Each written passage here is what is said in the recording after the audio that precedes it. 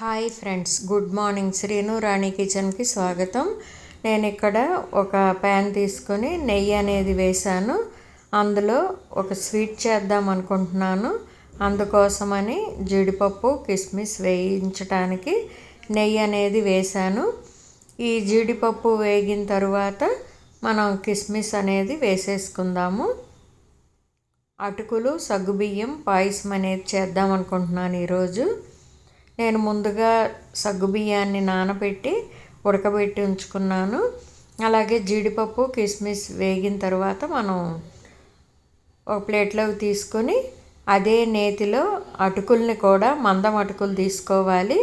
అవి కొంచెం నేతిలో వేయించుకోవాలి. అది కలర్ చేంజ్ అనేది అవుతుంది. ఈ విధంగా వేయించుకున్న తర్వాత వాటర్ అనేది వేశాను. ఎందుకంటే అటుకులు అనేది ఉడకాలి కదా. ఉడికించిన సగ్గుబియ్యం కూడా ఇందులో వేసేసుకుందాం. ఇది ఉడికిందో లేదో అటుకులు అనేది చెక్ చేసుకోవాలి. చెక్ చేసిన తర్వాత మనం సగ్గుబియ్యాన్ని కూడా ఇందులో వేసుకుందాము. చాలా టేస్టీగా ఉంటుంది.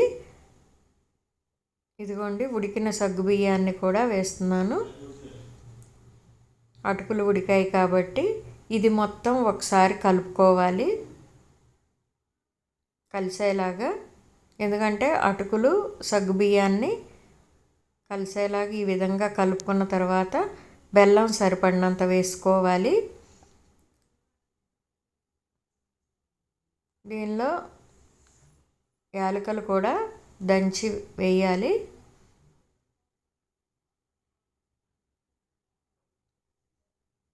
బెల్లం మొత్తం కరిగేలాగా ఈ విధంగా కలుపుతూ ఉండాలి.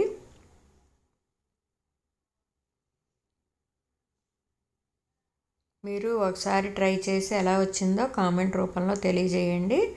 నేను పాలు అనేది కాచి చల్లార్చుకొని ఉంచాను.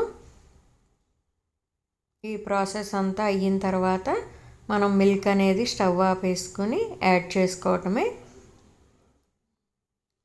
ఇది టేస్ట్ అనేది చాలా బాగుంటాయి. పల్చటి అటుకులు అయితే తీసుకోవద్దు, మందవే తీసుకోండి.